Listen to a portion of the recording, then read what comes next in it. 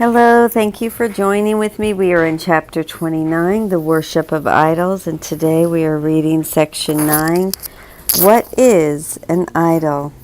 Please close your eyes and join me in prayer, if you will. Dear Father, if left to my own devices, my perception will be skewed.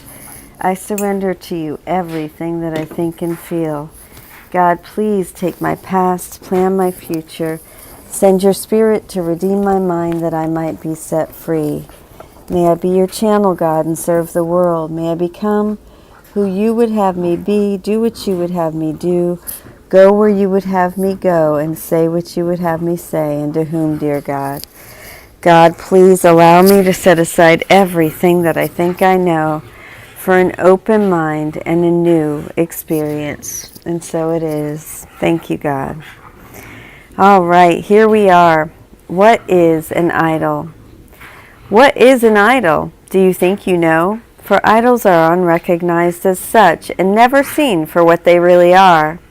That is the only power they have. Their purpose is obscure and they are feared and worshipped both because you do not know what they are for and why they have been made. An idol is an image of your brother which you would value more than what he is.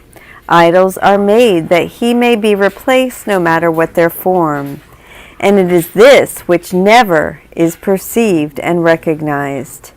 Be it a body or a thing, a place, a situation or a circumstance, an object owned or wanted, or a right demanded or achieved, it is the same. Let not their form deceive you. Idols are but substitutes for your reality. In some way you believe they will complete your little self and let you walk in safety in a world perceived as dangerous, with forces massed against your confidence and peace of mind. They have the power to supply your lacks and add the value which you do not have. No one believes in idols who has not enslaved himself to littleness and loss, and thus must seek beyond his little self for strength to raise his head and stand apart from all the misery the world reflects. This is the penalty for looking not within for certainty and for a quiet calm which liberates you from the world and lets you stand apart in quiet and in peace unlimited. An idol is a false impression or a false belief, some form of antichrist which constitutes a gap between the Christ and what you see.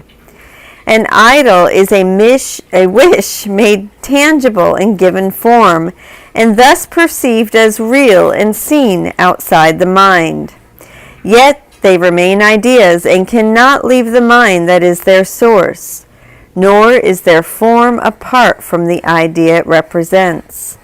All forms of Antichrist oppose the Christ and fall before his face like a dark veil, which seems to shut you off from him, alone in darkness. Yet the light is there. A cloud does not put out the sun. No more a veil can banish what it seems to separate, nor darkness by one with the light itself. This world of idols is a veil across the face of Christ, because its purpose is to separate your brother from yourself, a dark and fearful purpose, yet a thought without the power to change one blade of grass from something living to a sign of death. Its form is nowhere, for its source abides within your mind, where God abideth not. Where is this place where what is everywhere has been excluded and been kept apart? What hand could be held up to block God's way? Whose voice could order him to enter not? The more than everything is not a thing to make you tremble and to quail in fear. Christ's enemy is nowhere. He can take no form in which he ever will be real. What is an idol? Nothing. It must be believed before it seems to come to life and given power that it may be feared. Its life and power are its believer's gift, And this is what the miracle restores to what has life and power, worthy of the gift of heaven and eternal peace. The miracle does not restore the truth. The light, the veil between, has not been put out. It merely lifts the veil and lets the truth shine unencumbered, being what it is. It does not need belief to be itself, for it has been created, so it is. An idol is established by belief, and when it is withdrawn, the idol dies.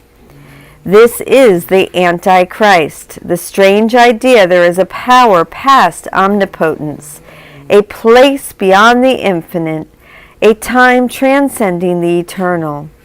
Here, the world of idols has been set by the idea this power and place and time are given form and shape a world where the impossible has happened. Here, the deathless come to die, the all-encompassing to suffer loss, the timeless to be made the slaves of time. Here does the changeless change, the peace of God forever given to all things, give way to chaos, and the Son of God, as perfect, sinless, and as loving as his Father, come to hate a little while, to suffer pain, and finally to die. Where is an idol? Nowhere. Can there be a gap in what is infinite? A place where time can interrupt eternity? A place of darkness set where all is light, a dismal alcove separated off from what is endless, has no place to be. An idol is beyond where God has set all things forever and has left no room for anything except his will to be. Nothing and nowhere must an idol be while God is everything and everywhere. What purpose has an idol then? What is it for? This is the only question which has many answers, each depending on the one of whom the question has been asked. The world believes in idols. No one comes unless he worship them, and still attempts to seek for one that yet might offer him a gift reality does not contain. And I think I skipped over this 25, this footnote. The more than everything. Okay, it's at the very top. What hand could be held up to block God's way? Whose voice could order him to enter not? The more than everything is not a thing to make you tremble and to quail in fear. So text 29, section 8, and therefore by his coming he denies the truth about himself and seeks for something more than everything, as if a part of it were separated off and found where all the rest of it is not. So I'm sorry I missed that. Whose voice could order him to enter not? The more than everything is not a thing to make you tremble and to quail in fear. Okay, back to the reading, and we're in paragraph 8. Each worshiper of idols harbors hope his special deities will give him more than the other men possess. It must be more. It does not really matter more of what, more beauty, more intelligence, more wealth, or even more affliction and more pain. But more of something is an idol for, and when one fails, another takes its place, with hope of finding more of something else. Be not deceived by the forms the something takes. An idol is the means for getting more, and it is this that is against God's will. God has not many sons, but only one. Who can have more, and who could be given less? In heaven would the Son of God but laugh if idols could intrude upon his peace. It is for him the Holy Spirit speaks and tells you idols have no purpose here. For more than heaven can you never have. If heaven is within, why would you seek for idols, which would make of heaven less, to give you more than God bestowed upon your brother and on you as one with him? God gave you all there is, and to be sure you could not lose it, did he also give the same to every living thing as well. Sorry about my dogs, they're playing. And thus is every living thing a part of you as of himself. No idol can establish you as more than God, but you will never be content with being less. And now we will read Robert Perry's commentary of this section, day 340 with the Course Companions. What is an idol? We can perhaps best understand the themes in this section by arranging them from the surface to the depths. On the surface, what is an idol? It's anything in the dream we value: a body, a thing, a place, a situation, or a circumstance, an object owned or wanted, or a right demanded or achieved. We experience ourselves as a little self threading our way through a dangerous world, with forces massed against our confidence and peace of mind. Those forces press upon us from so many directions that we hardly have the strength to raise our head. What choice do we have then but to surround ourselves with our energizing coffee, our killer outfit, our tank-like SUV, our battle-ready circle of friends? Together, these become like a robotic exoskeleton we wear. Think Iron Man.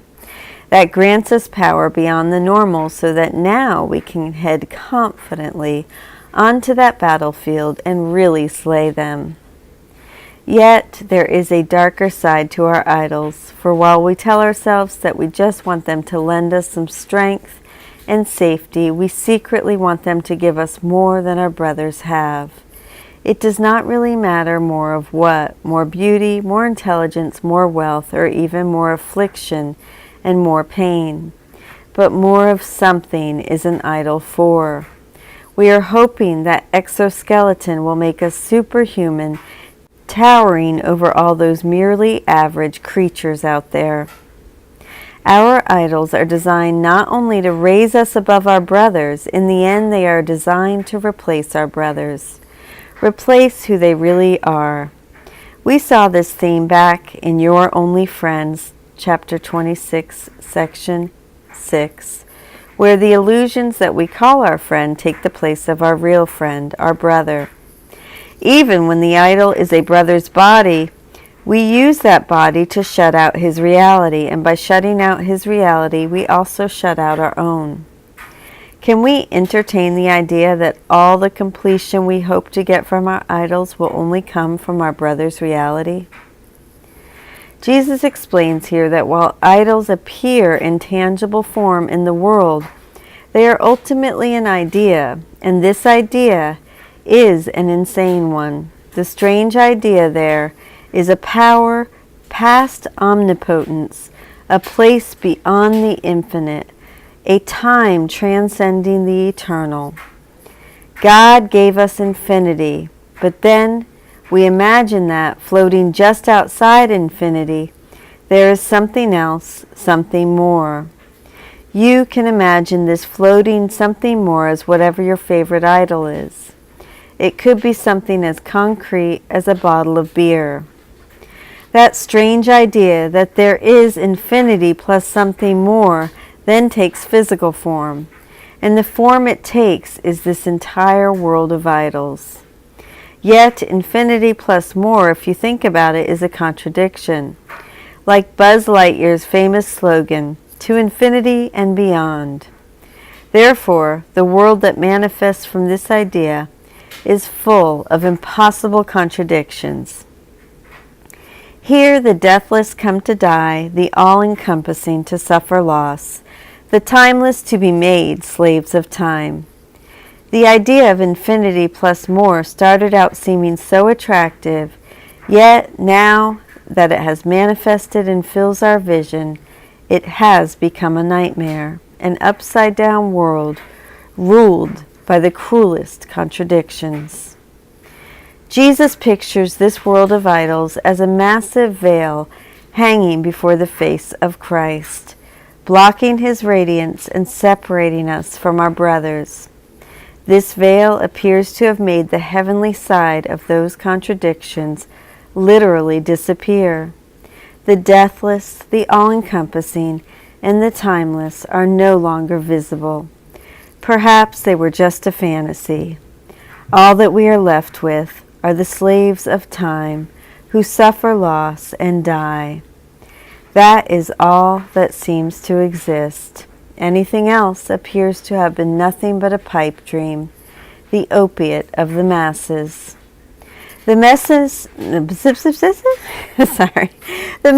of this section, though, is that this is impossible. Can there be a gap in what is infinite? A place where time can interrupt reality? Our idols, much as we think we love them, have ended up frightening us with their replacement of infinity. Yet a veil doesn't snuff out the light beyond it. It just hides it from our view. Our idols, therefore, don't need to frighten us. We have woven this veil and let it fall before our eyes, and now have the power to lift it by accepting a miracle instead. How do we accept this miracle? We realize that our idols have no power and no reality.